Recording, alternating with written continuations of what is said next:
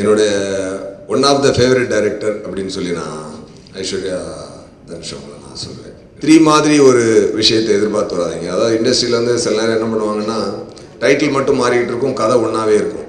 பட்டு இவங்க வந்து தன்னோட 2வது படத்துலேயே வேற ஒரு கதைக்கும் வேற ஒரு டைட்டிலுமா பண்ணியிருக்காங்க. டெஃபினட்டாக அது ஒரு அப்ரிஷியேட்டபிள் குவாலிட்டி. என்னென்னா இப்போ ஒரு அவங்களுடைய ஹஸ்பண்ட் நடித்து பாஸ்ட் லைஃப்பை தெரிஞ்சுக்கிட்டு எப்படி போகுது அப்படின்றது அநேகன், ஃப்யூச்சர் எப்படி இருக்குது அப்படின்னு தெரிஞ்சுக்கிட்டு போகிறது இந்த படம்.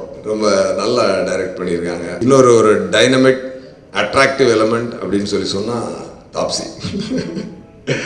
பிரமாதமாக வாக்கு ஸ்டைல் எல்லாமே பயங்கரமாக இருந்துச்சு. நான் பார்த்து அப்படியே ஆடி போயிட்டேன். எவ்வளோ பிரமாதமாக பண்ணியிருந்தாங்க.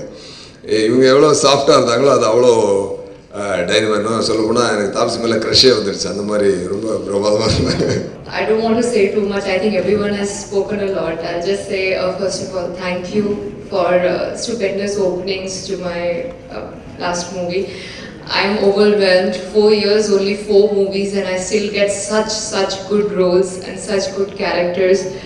I think as being a North Indian girl, we don't really get that many characters to do because we have a language constraint. But thanks to directors like Aishwarya and Lawrence sir, who still have the trust that I can perform and just not look good and walk around.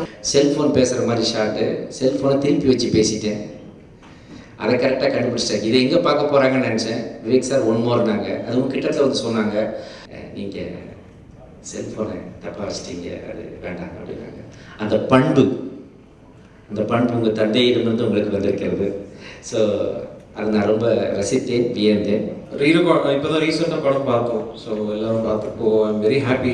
ரொம்ப நாள் கழிச்சு ஒரு background ஸ்கோருக்கு full scope கொடுத்துருக்காங்க Aishwarya. And அது படம் பார்க்கும்போதே உங்களுக்கு தெரியும் அது எவ்வளோ இம்பார்ட்டண்ட்டான ஒரு கேரக்டராகவே ப்ளே பண்ணியிருக்கு throughout the film. And I'm happy to be associated with the AGS. Aishwarya Dhanush daily டைரக்டரோட எனக்கு வந்து 3வது படம். அண்ட் படம் வந்து ப்ராப்பராக அசம்பிள் ஆகிறதுக்கு முன்னாடியே வந்து என்னையும் சதீஷ் வந்து செலக்ட் பண்ணாங்க. அண்ட் ஸ்டோரி என்ன ஏது யாருன்னு கேட்காம we just wanted to be a part of it. ஏன்னா அவ்வளோ எனக்கு வந்து பிடிச்ச படம். நான் ரொம்ப ஒரு இன்டென்ஸான லவ் ஸ்டோரி தான் பண்ணாங்கன்னு நினச்சேன். பட் பார்த்தா ரொம்ப ஒரு கமர்ஷியலான ஒரு படம். அண்ட் தமிழில் முதல் வாட்டி இவ்வளோ பெரிய ஒரு மல்டி ஸ்டார் காஸ்டோட நான் ஒர்க் பண்ணியிருக்கேன்.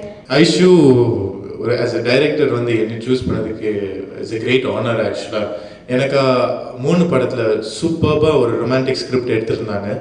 And then she finally game and she wanted to meet me. And கதை கேட்கும்போது இது கொஞ்சம் டிஃப்ரெண்ட்டாக இருக்கு ஐஷு, இது நம்ம ஆடியன்ஸ் கண்டிப்பாக இது ஓகே இருக்குமா அவங்களுக்கு அப்படின்னு கேட்டேன். அந்த நீ என்னை நம்பு கௌதம், நான் அழகாக பண்ணி தரேன்னு சொன்னாங்க. அந்த நம்பிக்கையோடு நான் இந்த படத்தை சைன் பண்ணேன். அண்ட் இப்போ படம் பார்க்கும்போது எனக்கு அவ்வளோ சந்தோஷமாக இருந்தது. I am so thankful Aishu. This is awesome. This movie is I don't know, நான் படம் ஏற்கனவே பார்த்துட்டேன். So I'm very happy with results. எனக்கு எப்பவுமே வந்து always I've been very interested in psychology and the psychological aspects ஒரு ஹியூமன் பீயிங்கில். So 3ல பார்த்தீங்கன்னா we touched on bipolar disorder. அதை சுற்றி ஒரு கதை ரெடி பண்ணி அதை வந்து எடுத்தோம். இதில் வந்து அந்த மாதிரி ஒரு சின்ன சைக்காலஜிக்கல் எலிமெண்ட் இன்ட்யூஷன் அப்படின்ற விஷயம் எடுத்து அதை வந்து எப்படி எவ்வளோ ஈஸியாக எவ்வளோ லைட் ஹார்ட்டடாக கமர்ஷியல் சினிமாக்குள்ளே கொண்டு வந்து காட்ட முடியும் அப்படின்ற ஒரு அட்டெம்ப்ட் தான் வைராஜாவே is not a gambling film. படத்தில் கேம்பிளிங்கும் இருக்குது. Gambling is also a part of the film, but it is not a gambling film. So I think it's summer time and எல்லாரும் தியேட்டருக்கு வராங்க. people want to be outside. So அந்த மாதிரி டைம்ல வந்து இந்த மாதிரி ஒரு படம் வருது வந்து I think today இண்டஸ்ட்ரியில release date has become so important. and அந்த விதத்தில் I think வைராஜாவே வந்து ரொம்ப lucky that கரெக்டாக மிட் சம்மர் ரிலீஸ் அமைஞ்சிருக்கு இந்த படத்துக்கு. தனுஷோட சப்போர்ட் இல்லை என்கரேஜ்மெண்ட் இல்லாமல் இந்த படம் நான் பண்ணியிருக்கவே முடியாது. பிகாஸ் எனக்கு ஃபர்ஸ்ட் இண்டஸ்ட்ரியில் ஒரு ஸ்டாராக இருந்துட்டு எனக்கு டேட்ஸ் கொடுத்தது, என்னை நம்பி டேட்ஸ் கொடுத்த ஒரு ஆர்டிஸ்ட் அவர்.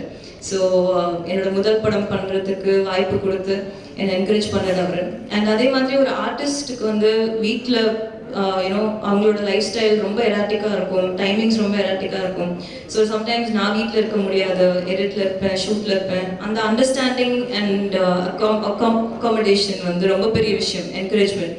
ஸோ அண்ட் அது மட்டும் இல்லாமல் இந்த படத்தில் ஒரு கேமியோவும் பண்ணி கொடுத்து என்னை இதை விட என்கரேஜ் பண்ணவே முடியாது. ஸோ எனக்கு என்னோட பெரிய பக்கபலம் வந்து தனுஷ் தான்.